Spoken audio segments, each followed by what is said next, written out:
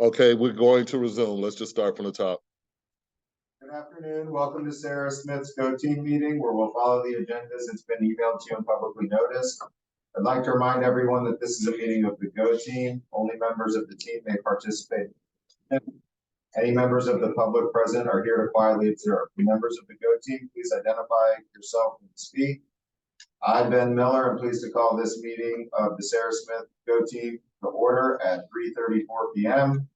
Our first order of business is to call roll. The secretary will now take roll. Okay, Dwight Hudson. Present. Simona Hinton-Bergman. Present. Ann Minton. Mary Posada.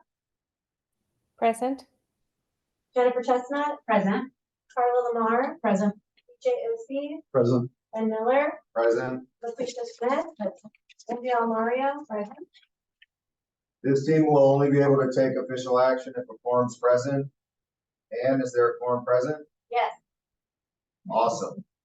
We'll now move forward with the meeting. Our first order of business is to approve the agenda. This was provided to you ahead of time. Are there any changes to the agenda? May I have a motion to approve the agenda? I motion to approve the agenda. Thank you, Carla. A second? I second. Thank you, BJ. All in favor, please say aye. Aye. All opposed, please say nay. Any abstentions? The agenda is approved. Our next order of business will be to review and approve the meeting minutes from our last meeting. Meeting minutes have been provided to you. Are there any corrections? If there are no corrections, may I have a motion to approve the previous meeting's minutes? I move to approve the previous meeting. I move to approve the previous minutes. Please say that 3 times fast. All right, thank you, Simona. Have a second? Thank you, Lakeisha. All in favor, please say aye. Aye. All opposed, please say nay. Any abstentions? Awesome. The minutes are approved. There being no additional action items, we'll now move to the discussion portion of our meeting. The first discussion item is the strategic plan and SIP alignment. I guess it's our continuous improvement program. Plan, yes. Plan. So I am going to need the board.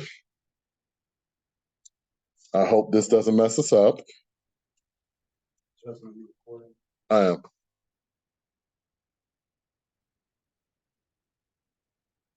Okay, everyone's still there.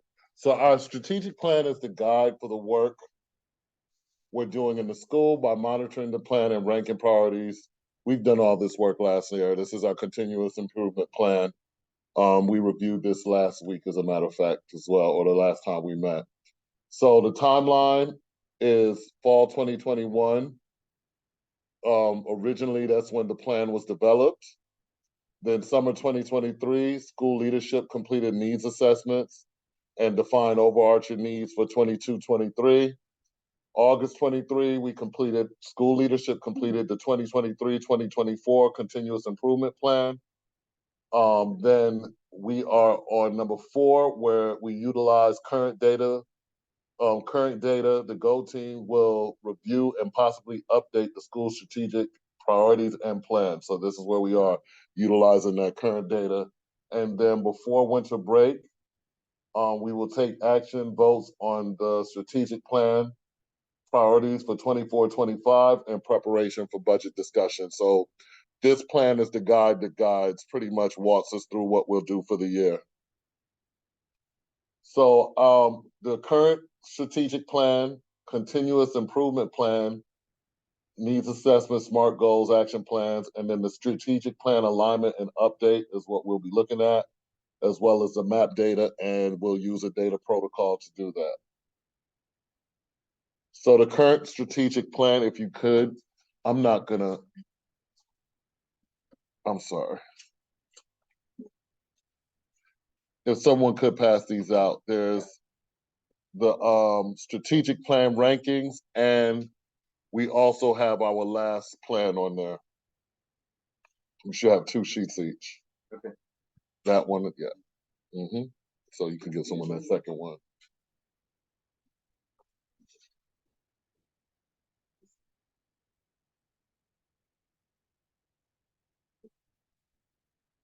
So this is what we reviewed during our last meeting.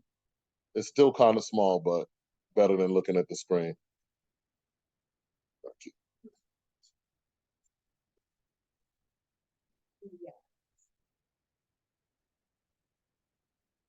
So this was our strategic plan from that was supposed to start in 2021 and carry us all the way to the end of 2025. And we ranked our priorities as a Go team last year.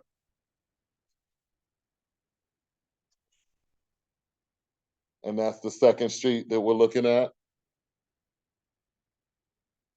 And so the continuous improvement plan was based on that data as well as current data for the school year. So first we'll take a look at the needs assessment. And when we looked at our strengths, we looked at 5th grade reading as a strength. 84% of our students read at the proficient or above as measured on milestones. We went from 42% to a total of 23 English learners on 40, I'm sorry, 23 English learners exited the English to Speakers of Other Languages program last year. So that's about 42%. Something happened there, I'm sorry. Hispanic students improved from 7% distinguished to 21% distinguished in 5th grade science. So those were some of our strengths. Some of the challenges that we had: subgroup performance in math. Our Black students dropped from 42% proficient and above to 26 on milestones. Approximately 82% of our students did not meet their projected growth targets on the math map assessments. Students struggled with reading comprehension and informational text. 53% of our students did not meet their projected growth target in math last year. And our CCRPI attendance dropped from 86.1 to 81.1 this year. So we looked at our overarching needs. The first one was improved comprehension of content-rich informational text. 2 was improve the rigor in Tier 1 math instruction and allow students to productively struggle as they solve problems, giving them the opportunity to actually work through the problems and think. Whole childhood intervention reversed the downward trend on our CCRPI ADA by improved average daily attendance, that's what ADA is, improving from 81.1 to 84.1. Career and College Readiness Performance Index. So that's the state measure that they use, a summation of data including safety, achievement scores, and attendance to give our school an overall ranking, CCRPI. I'm sorry, can I ask, when you say we, who's the we that? As far as what? When you're saying that like who decided these numbers and specific pathways? So we as the leadership team in the school, okay. yeah.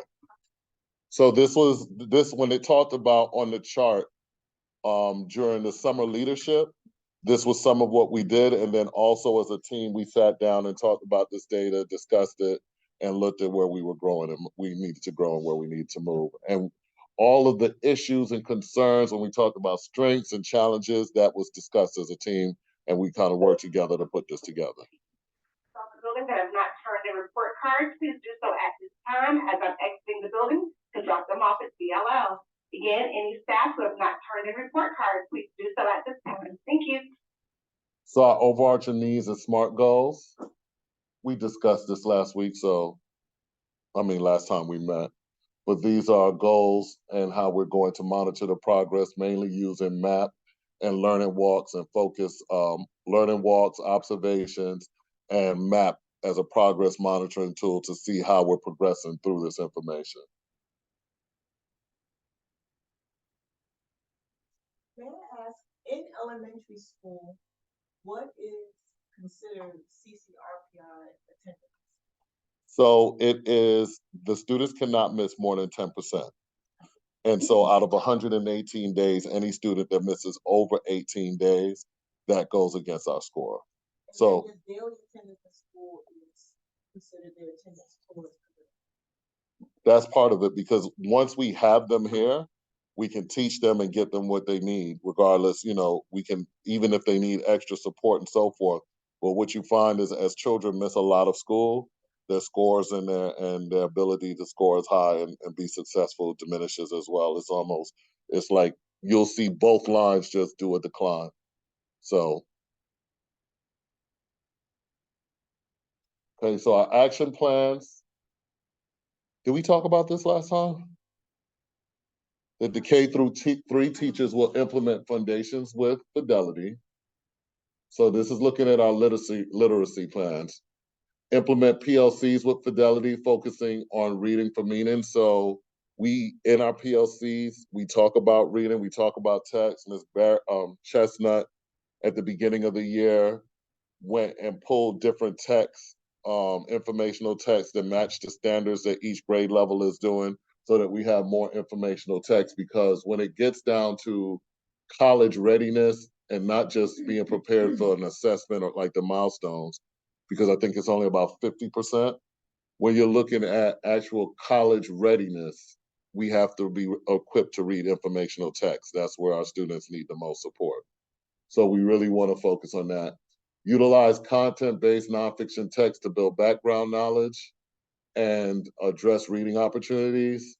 And then for our students, the subgroups, which we're looking at ESOL in this one, explicit vocabulary instruction for English learners and students with low literacy scores. So our students that are struggling with reading, one of the action steps we're looking at is using explicit vocabulary instruction, meaning really being intentional about vocabulary as we're going through lessons.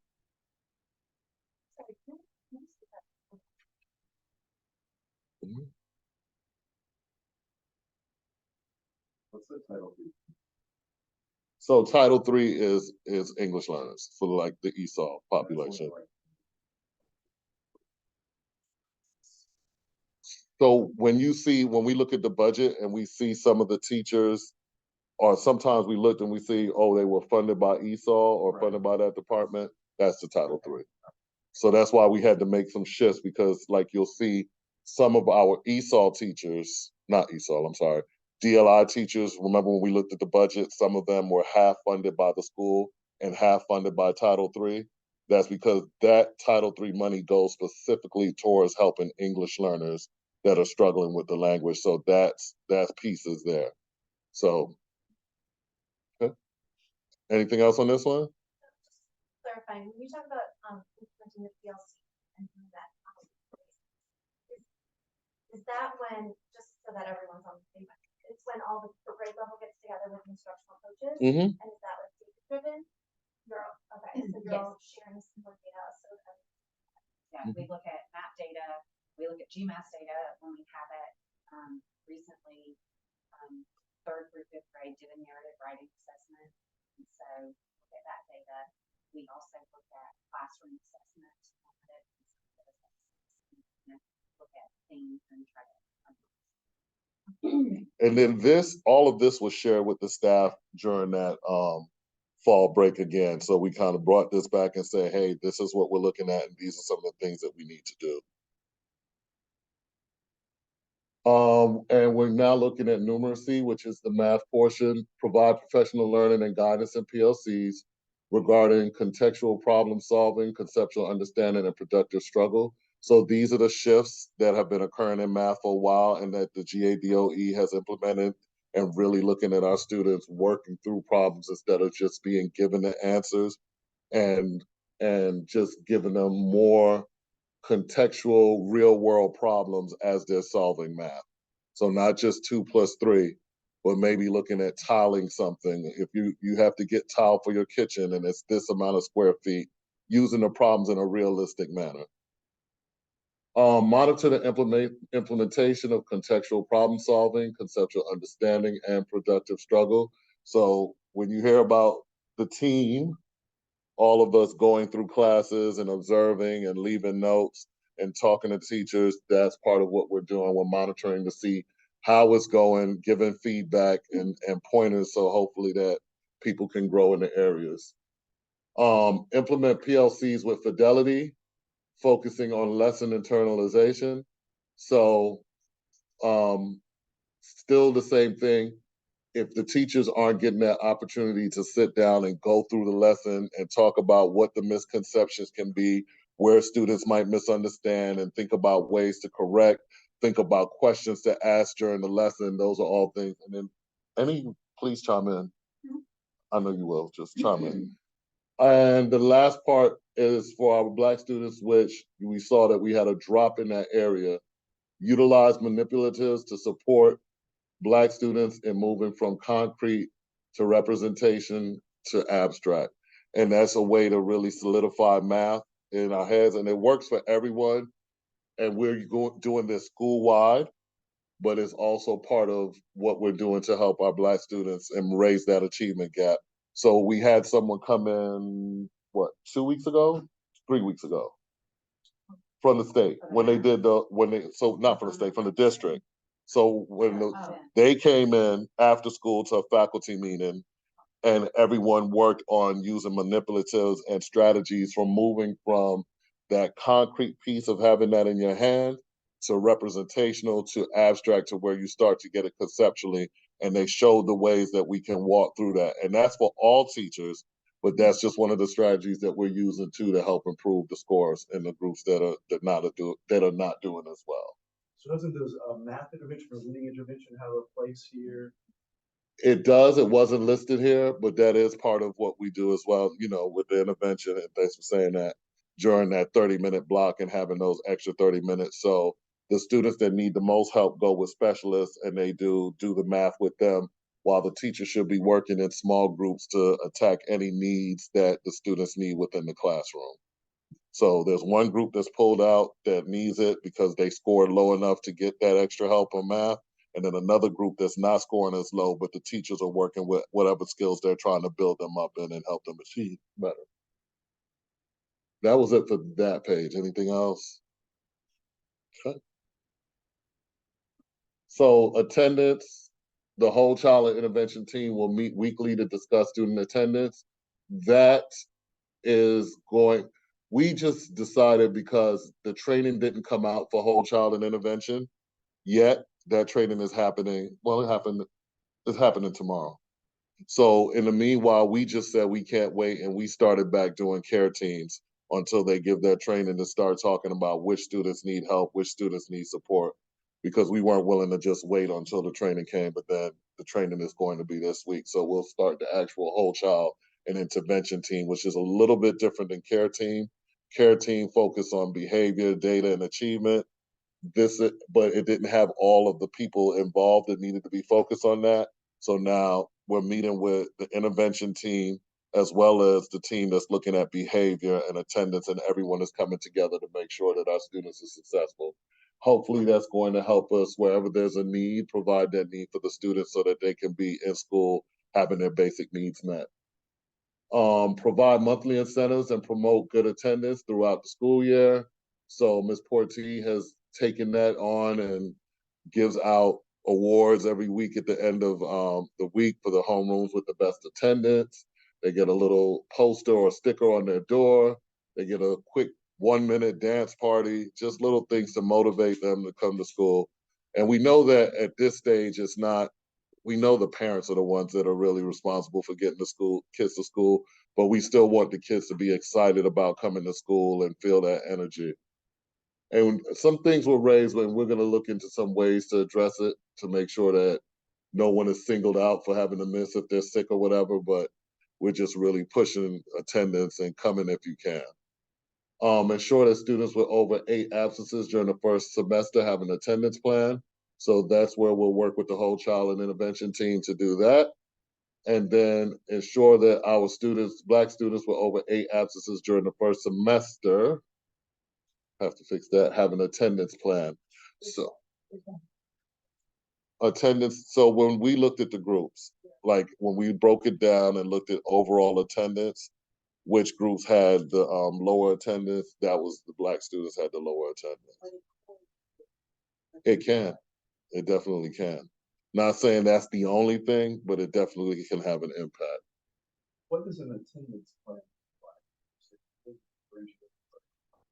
So the attendance plan, it would be differentiated per child because let's say, for example, that child is sick often, or say that there's something else going on. And then even, we look at what the child needs. That's part of the whole child and intervention team.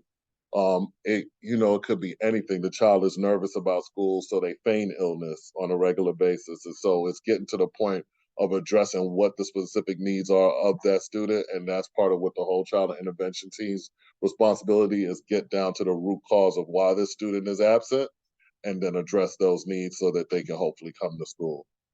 Do they provide, let's say, it's not so much a child? Yeah. Yep. So it's so many different things that it can be, but when we find out the root cause, it's even going to the parents about, hey, this is what we need.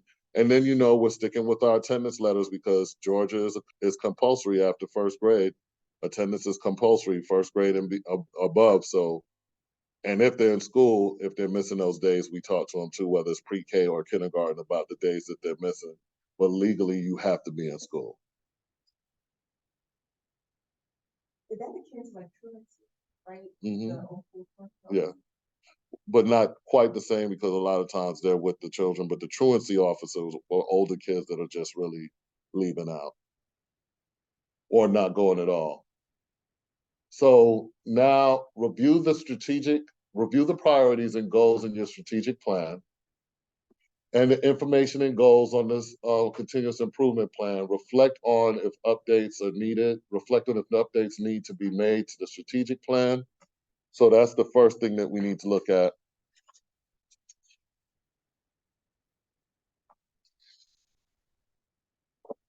The only update that I was going to suggest, there were two, is just change care team to whole child and intervention team, since care team doesn't exist anymore. And this looked at the regular average daily attendance, and we were going to change that to the CCRPI ADA. And I was thinking whatever the number is, because we only have one more year on this plan. So 3 percentage points for this year and then 3 percentage points for the following year. And so I think it was land somewhere around 87 point, not looking at it right now, but we can go. 87.1 by the end of 2025. Any thoughts on that?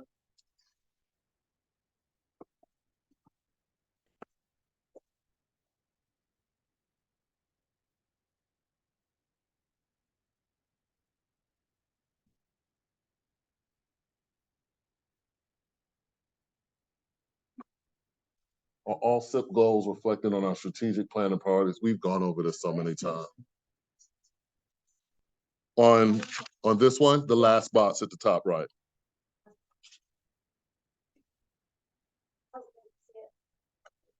So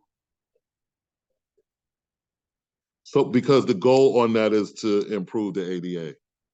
So if you look at, we will implement a series of parent workshops, fireside chats to increase parent engagement, to improve ADA from 93.90. Yeah, I think should be 87.1. If we're looking at right, ADA is just the overall attendance for the school versus what CCRPI looks at, which is that 10%.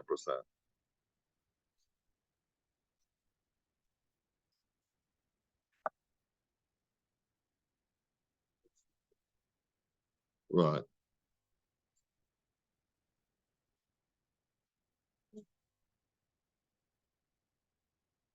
In that box.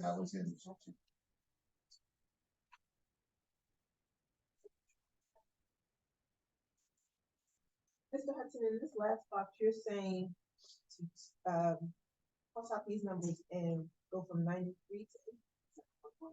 So no, go from, this is my suggestion.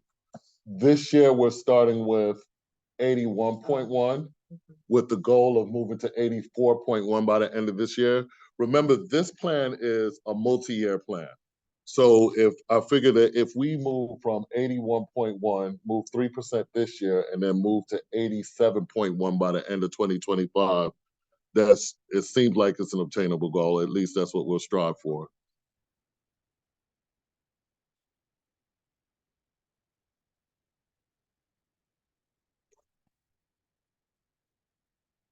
Okay, so are all SIP goals reflected on our strategic plan? And if not, which SIP goals are missing and should be added to the strategic plan?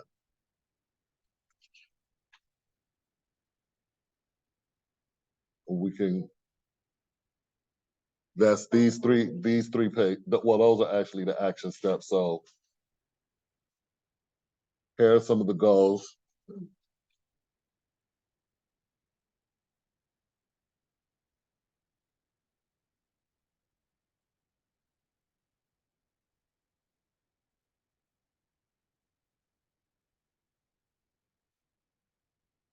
I guess something for me that just stands out a little bit is, don't, I guess maybe more so a whole child is involved in IB. I've seen schools.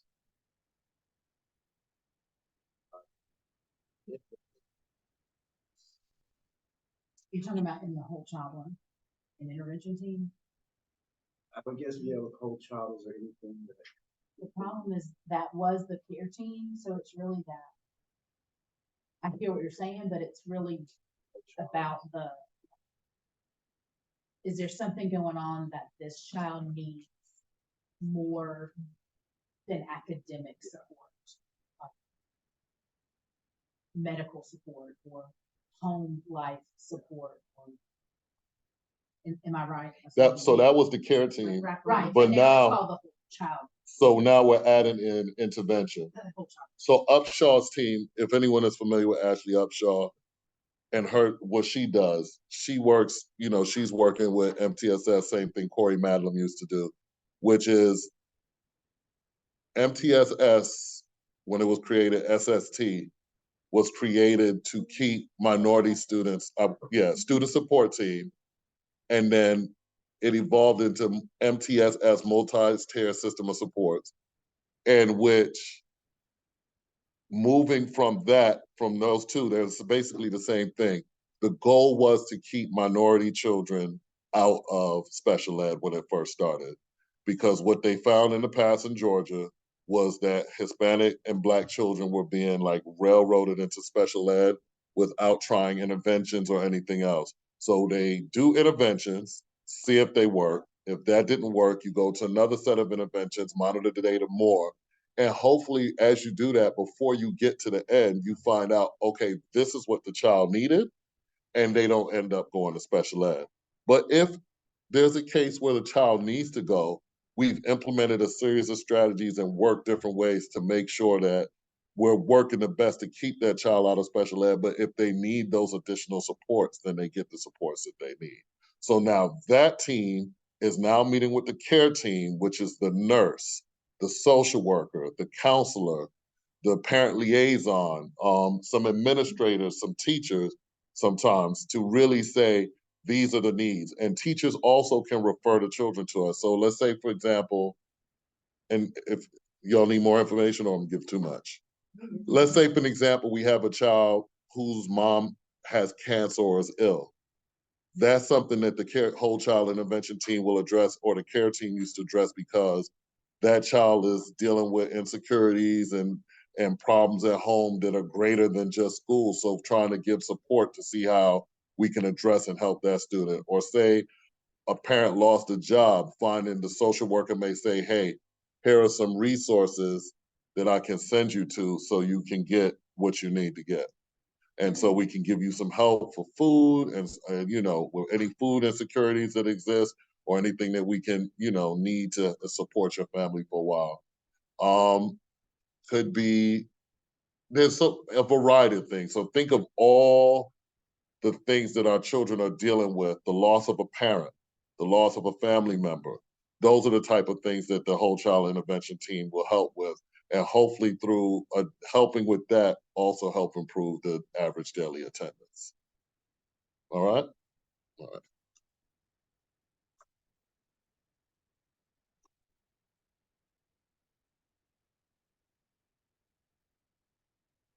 So anything else? Any thoughts?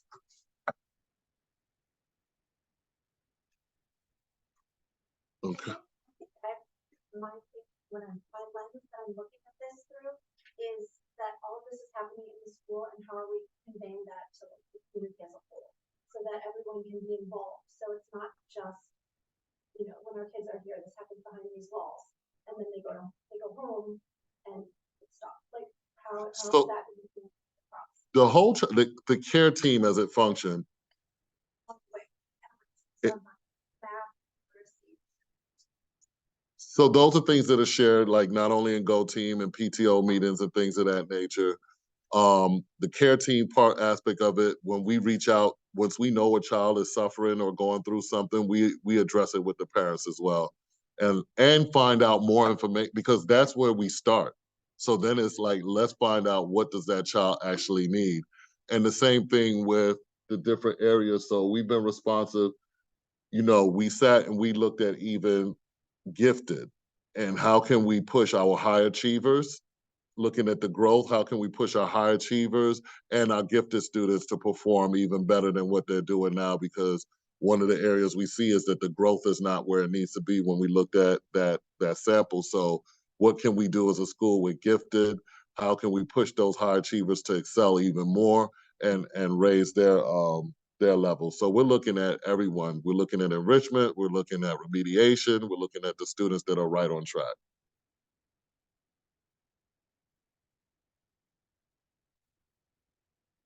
So we have the updates that we talked about. I've written them down. Was there anything else that you all could think of? All right, so our spring map results from last year. Looking at, which one is this? I cut it off.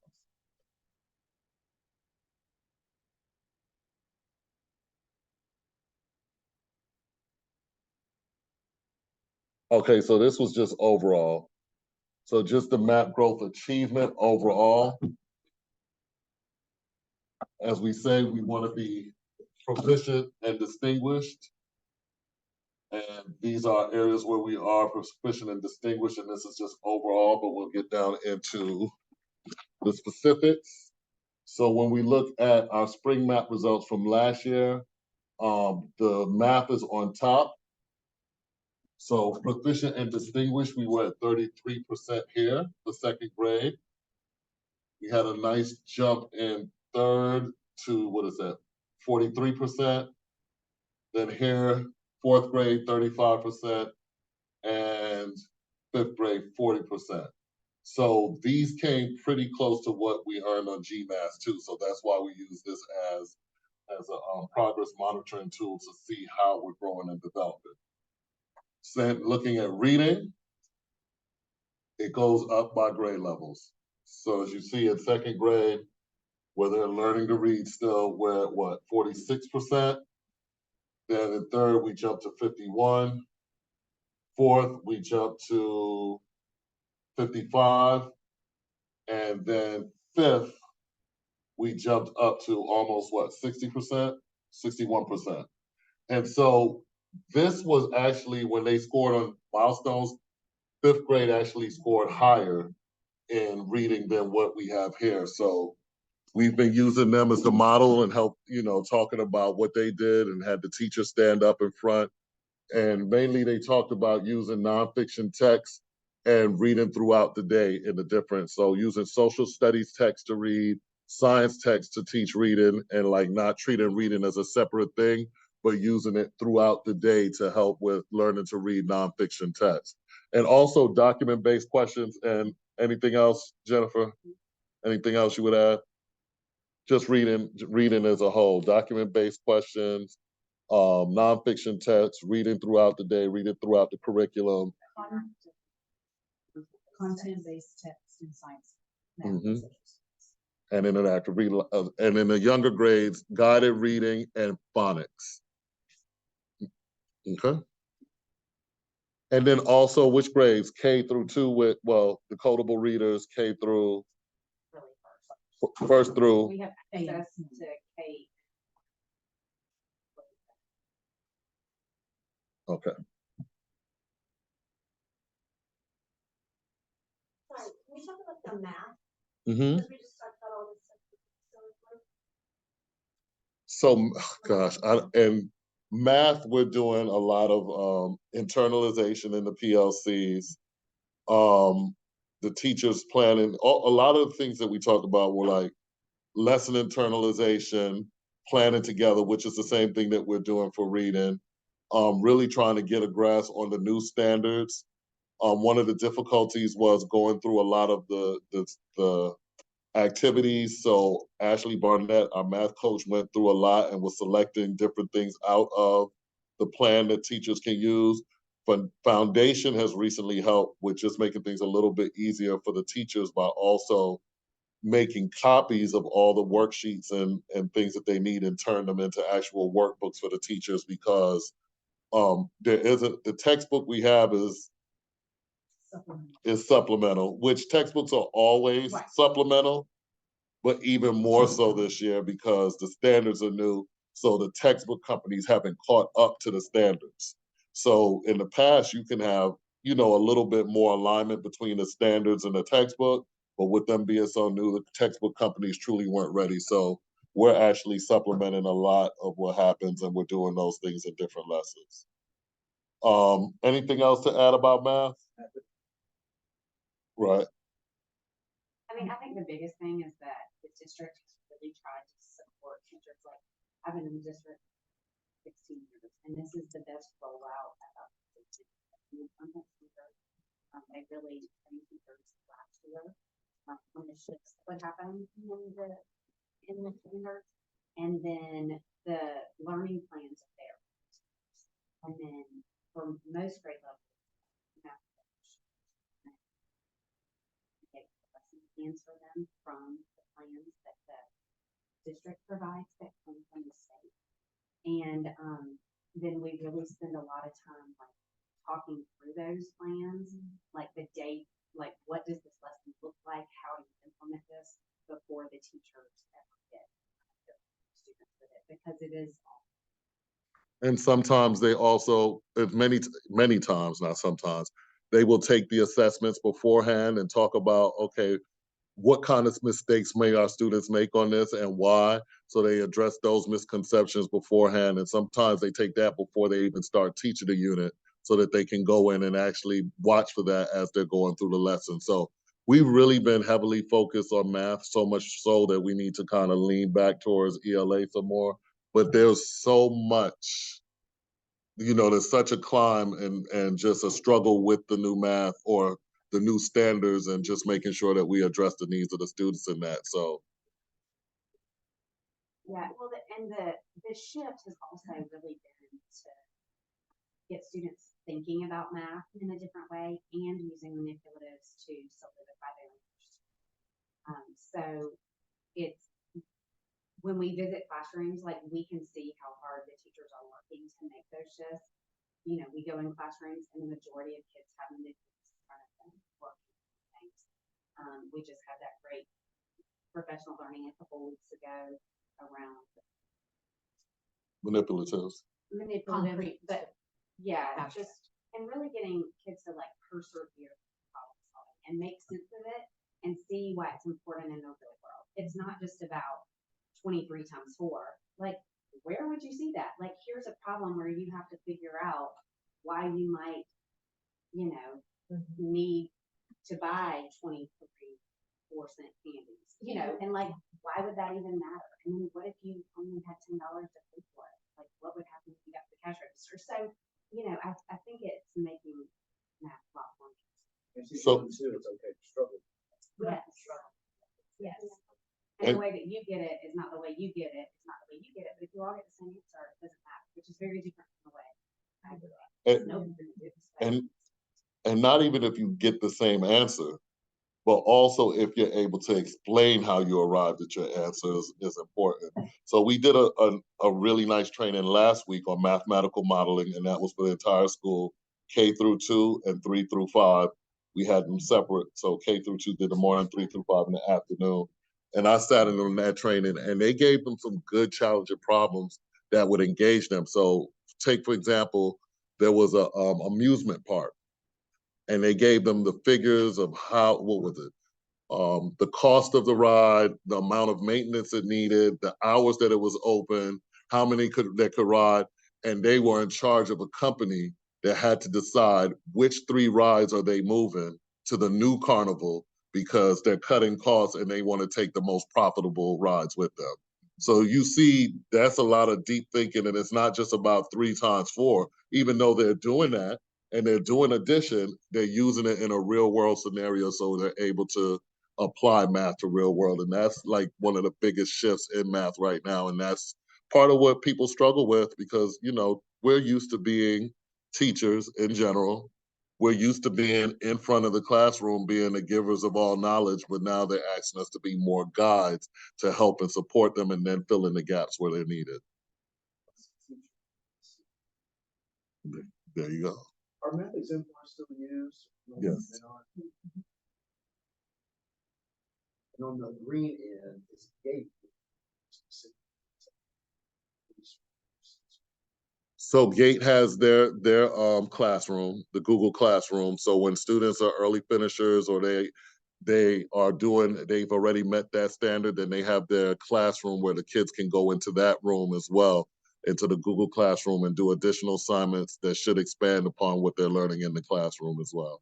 And, you know, they're doing their pullouts during intervention and meeting with the students too. When you just mentioned that, what are we doing for those high achieving learners that are not? They can get the same thing. So all teachers have access to the Google Classroom. And you can speak to that, Ms. Omario. Not only that, but like Ms. Richardson, on a different day, full students that you, the teacher, consider that need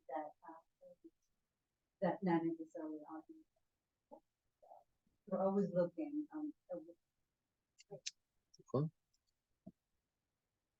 So we looked at fall math results last time, and this is where we're starting. And keep in mind, this is where we're starting. So it's not about the achievement at this point. This is just a guide to help us know as we look deeper into the data where students need help, where they need support, where we see pockets, where we see groups of students needing additional help. Yes. Oh, no, I'm sorry. Oh. So we want to see this increase. What's wrong? Oh. Well, I want y'all to speak. I was wrong. I just want you all to chime in if you will. So as we look at the different scores, it's hard to, you can't use this as a predictor right now. And even if you look at the numbers of exams, that changes drastically based on our enrollment and, you know, who it's, you know, just the students that attend, the students that come, the students that withdraw, these numbers can be different. But this is where we're starting, and this is where the teachers are looking to form groups because they have deeper data showing where the students are struggling in each area and where the students are excelling in each area too. When you were saying that, just to point out, we took those tests these 2 weeks. We started school this week and we took those 2 weeks. So that gives you some idea. And when's the next one? Is that those 2 big blocks in March? The last week in November. I'm sorry, December. Yeah. And then again, that week in March, right? Yep. March. Yep. This to be No. the baseline data. This To is know where students are coming. But so our numbers were still, you know, we were still getting kids in those Yeah. weeks and out those weeks. So those numbers are truly fluid. Yeah, Mhm. and mentally, I think we were still checked out. The Right. whole month long. Right. It's a lot going on. You're just back in school, teachers, class, students. So when we look at this, what do we notice? What do we wonder? And what additional questions do we have?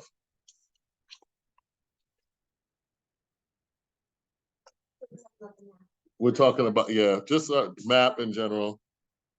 What? I just wonder with and I know math is math, no matter what, but with the new standards, how are we going to not make a comparison, but kind of compare the differences that we see, because we are changing the whole way, you know, the productive struggle, The standards. the standards, I mean, it's hard to say that it's apples to apples or even oranges to apples because so many things are different. Is that gonna, I know it doesn't like count against us as far as GMAS goes because of the standards, but how do we look at it and get data from it if it's not the same? Honestly, and I can remember this, I think I was in high school when teaching high school when this happened. With social studies, Yeah. the state did a reset year. Yeah, I think it is hold harmless this year. Right, But for I think- GMAS, but how do we but use just- it like, Like, does this become the new tier one now? Is this the new baseline? I think it this is, would be the new but I think that either way, it shows us, I mean, what Milestones shows us is this is what should have been taught. This is how well students learned what should have been taught. That's what Milestones is. It's criteria. So it's completely different from math, which gives us achievement data. So I think even with math, we're still looking at kids are being taught math, whichever math it is, how are they growing? Like, we may see an increase because things have changed, or we may see a decrease because things have changed, or it may stay the same because it's still math. But I think with Milestones, we're still testing what's being taught. So I think it should still be consistent. Yes. Comparing. Yes. I mean, because I think if you do well with math, and you learn that, like, by achieving in math, would it still be? We'll see. Yeah, this is a big, I remember, like I said, social studies, when they stripped it and changed all of those, that year the state wiped out those scores as far as they didn't count against us, and it was like we established a new baseline in every school system in Georgia. I don't know if that's gonna happen, but that's where we are, just looking at math, and we're just going to continue looking at this data and seeing what we can do to help students grow, because I think the most important thing is that they grow. Regardless of what the new standards are, regardless of math, just watching our students grow in that area throughout the year. Do they take? December, so those, No, the last, the week after Thanksgiving and the first week. and then again in And those then in 2 weeks March. in March, right? Those yellow bands. And then for the map scores, something I noticed is that they stay relatively the same as they go from grade to grade. So end of second graders were the same coming in beginning of fifth grade. Just looking at those numbers, so I was just noticing. So end of second grade was about 33 to third.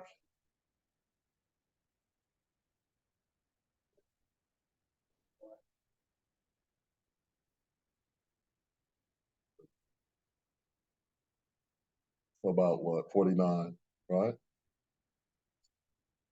49 for math. Mm-hmm. Okay, will you go back one more time? Yeah, so the second graders and for 33. 33 to 49, which, There were more students. And this is 100, that's what I was gonna say. So this is 142 at the end of second grade. And that's 140. So that's, no, I'm sorry, 132. Just 10 less. yeah.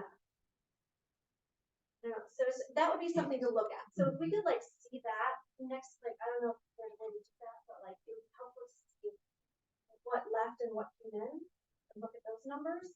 And then also, just kind of for my own knowledge, how, like, I know we've talked about this, that it's broken down. Is it broken down by like the teacher, by the grade, by the student, by the, like, do we look at DLI, do we look at non-DLI?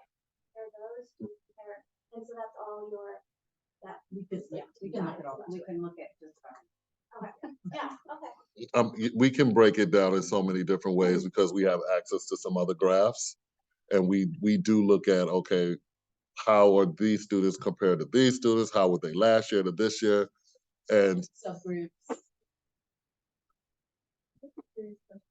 Why even that seems like. I know. That's a break. Doesn't. I just know when we break the break hard. Yeah, and I'll say that we are more at the beginning of the window. We're more at the beginning. So it's nationally normed, so it's nationwide. So they give you however many weeks. And we're more at the beginning of that window than at the end of. And is it because our school year is much earlier than like the rest of the country? I would think that's part of it. Maybe, but I know DeKalb went back and they did map testing they started on the 7th and they started testing on August 14th. So they but did that's it right away. that's a So true baseline It is. or a truer baseline to me. And then when we do it in May, No, We don't do it in May. We do it in March. March. Also, we still have lots of shifts to come.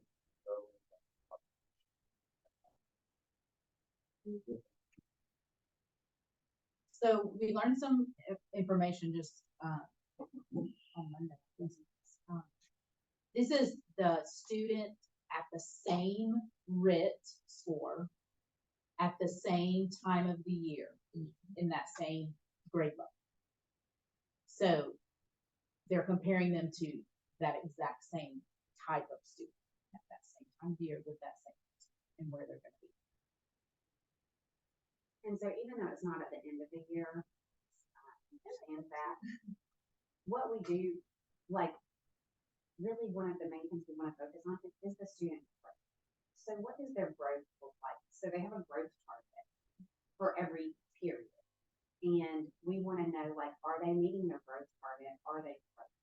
And that's the biggest thing. So if they're growing from fall to winter and then they grow again from winter to spring, then they're going to be growing. Yeah. So it's really about us getting data, and that spring test gives us for 3 through 5, it lets us know where we need to tighten things up for students who are going to take on. So is it only measuring growth or is it also measuring? well, It does both. growth and achievement. So And those this are is two the scores. achievement. It's called the map growth. Yeah. But these are the achievement results. And then we can also see their growth. So, You see their growth, but then how proficient they are. yeah, Mhm. They're different. so he's just showing you. So we get a quadrant, right? And the quadrant looks at 4 things.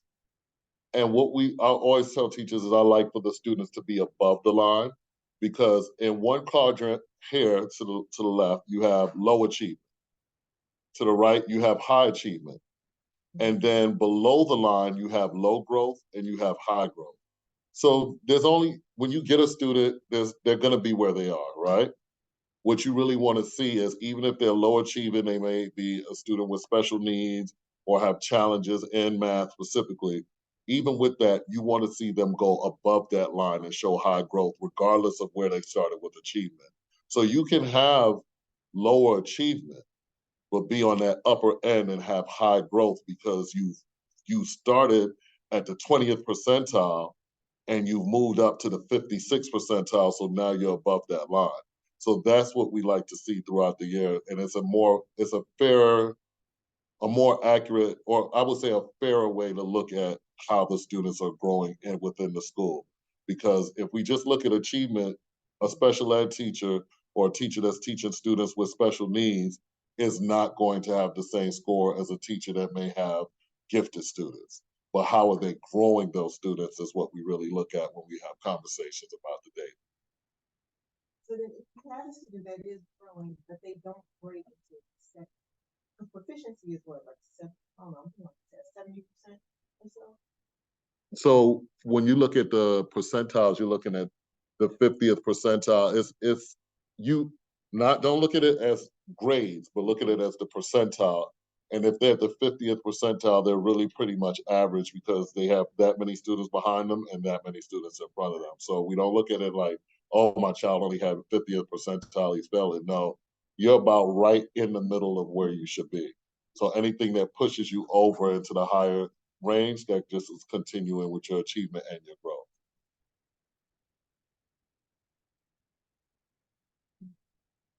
All right, any other questions?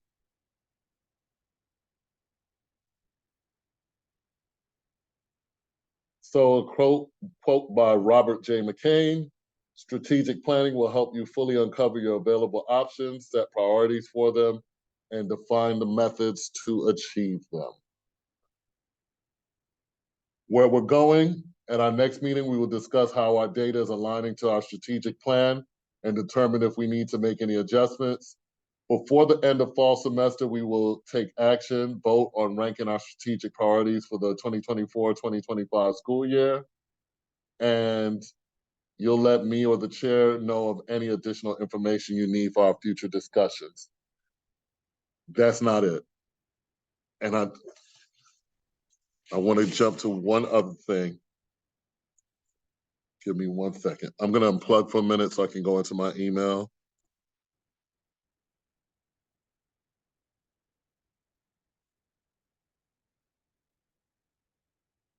I know you asked Ms. Mintman a question about the whole lice thing.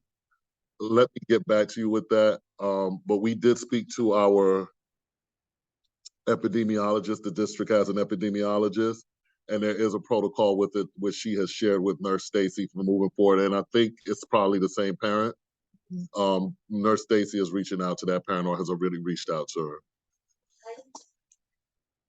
As well, and I just asked her if it would be helpful if in parent communication, it went out to parents that when reporting a contagious or a illness, like whether it's hand, foot, mouth, strep, flu, lice, that they CC her on, like when they let the teacher know. Because I feel like a lot of parents might be able to look at that step, and then that would just cut out the middle. So you're saying that the teacher should copy nurse? What I said is I would work on getting the messaging out to parents, like a PTO type of parent situation, where you can just remind parents that we have Nurse Stacy and the nurse here, that if you're gonna inform the teacher that you have lice, or you can say like, hey, sorry, we missed, we have lice, CC her on the email. Because then it's just going straight to her, and then you're not relying on the teacher to, forward it or Usually not twice. anything, like hand, foot, mouth, strep, like I would like to know if there's strep going around or things So like that. there's a list of things that we're to report. Strep is not one of them, but lice is one. And there are a couple others that were on the list. So they gave us, I don't think that was even mentioned on the list. So we'll talk about that one. That when I remember the list, my friend's daughter just had it. So, my friend's daughter just had it. And I said, everyone, how in the world she get that? I said, school. Just in communication, I think it was just kind of figuring out those, like what policy is, who to go to, how to get that information across to everybody so that people aren't coming up with their own ideas of what's happening. I know we used to a lot.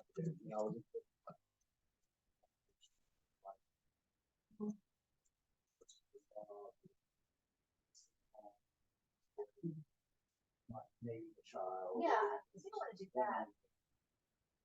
But did they do that for the other? But that first month back to school, our class got wiped out. But we never got a formal anything. So I think that's for like the overarching, like what goes on. We should just make that.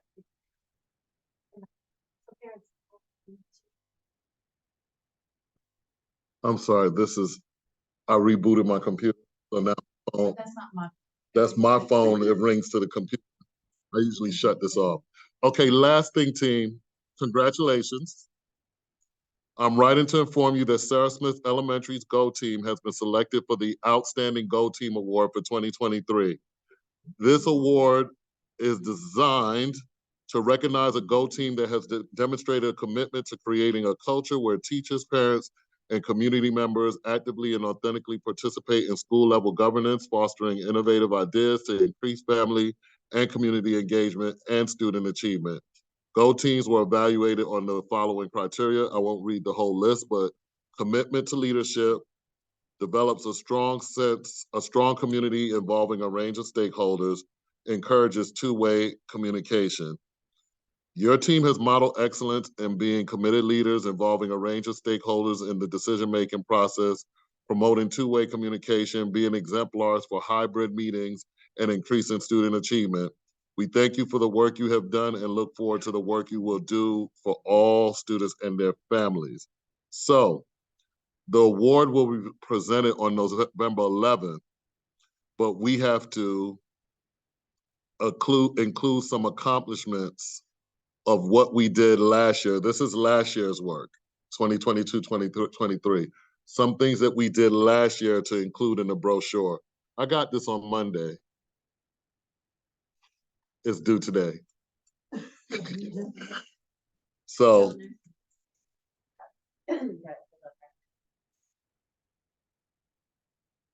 What did you get for? when? Here, Last year. So I would feel like that.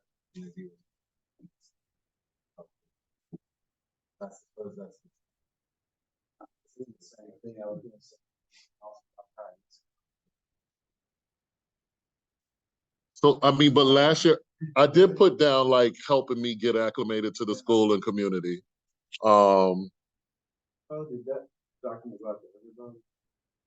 I just, whoever you said just. I sent it just to the three of I us. just shared. Oh, did you? Because I made all. I do think also the hybrid meetings have been good. I think we have, It's inclusive. It's something about. we also had good attendance at that, the Saturday, I don't know what. Oh, yeah, the Go Team. Last year, not this year. Oh, last year. We're thinking last year. That's why I didn't send it out to everyone. So we have a good meeting. Yeah. It's like, Is it just about that? we foster a collaboration between our school leadership, community, and passionate staff. So the example thing talks about, it says, we always seek to include our parents in the creation of a shared plan for success. So I just wondered, do we need to talk about like events that happened in school, like PTO stuff that was like, is that approved through Go Team or encompasses, because that shows our commitment to the community? So one of the things I thought of, and you give me some feedback, was the steering committee in which the Go Team, the PTO, and foundation all came together to accomplish the same goals. So we worked together to accomplish the same goals. So it's not like we worked in isolation. We worked as, or in silos. We worked as a team to achieve the goals. What were those goals? One of them was, I know a big one for Go Team last year, I think we said, was to lower class size, right? And we were very successful in doing that. With the budget and looking at everything we needed to, we lowered class size for this year. If we look at our strategic priorities, just looking at the strategic plan, create a school-wide culture of high expectations, trust, and strong communication. I think that falls in line with the steering committee. Cultivate a global learning community that cohesively aligns our school systems and resources with the IB curriculum and supports our diverse population. My thoughts on that was our efforts to increase volunteerism across different populations of the school, and then just the activities that we have, increasing parental involvement within those, whether it's the Fall Festival, Taste of Sarah Smith, what else? I put those things on here: bingo night, International Travelers Week, Superstar Sprint, Readathon. Okay. And then I put our partners, some of our partners That's what I on was here. gonna ask, is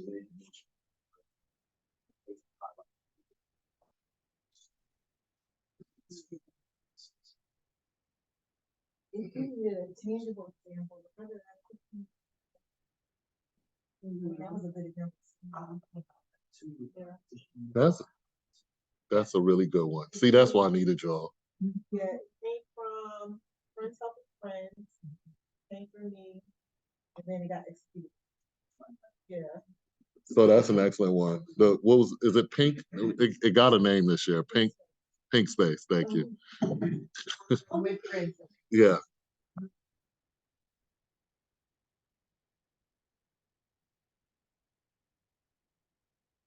Because all the people like on the dining part. I couldn't pull up the dining card. I think just I have pulled one up of on them. Facebook. You know, sort of great ideas. My ideas are done today. Been sitting in this room too. We've been in this room. Ms. Mintman, thank you. No, I said thank you to Ms. Mintman and then Carla and Jennifer. We had great candidates. The other thing I would do, I think, the Go team would become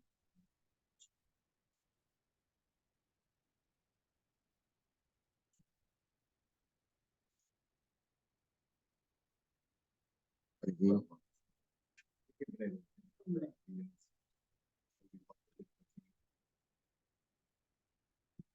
Spanish speaking. To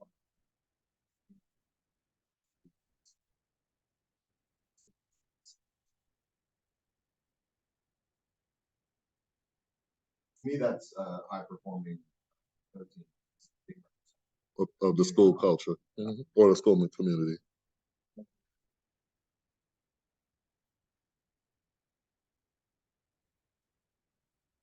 I think you gave some great ideas. It's just a few blurbs they wanted. I guess we can touch it up. Yeah, I'm just putting real jagged.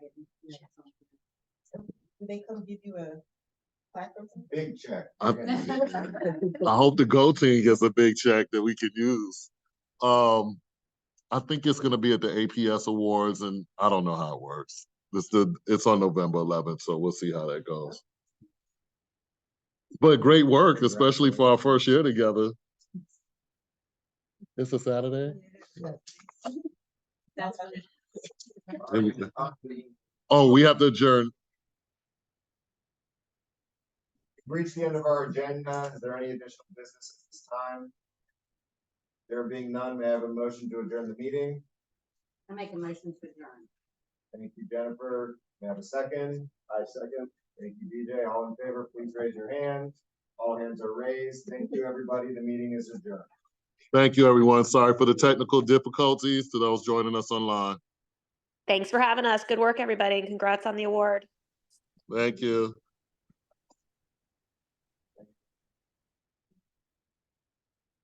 Thank you. Thank you.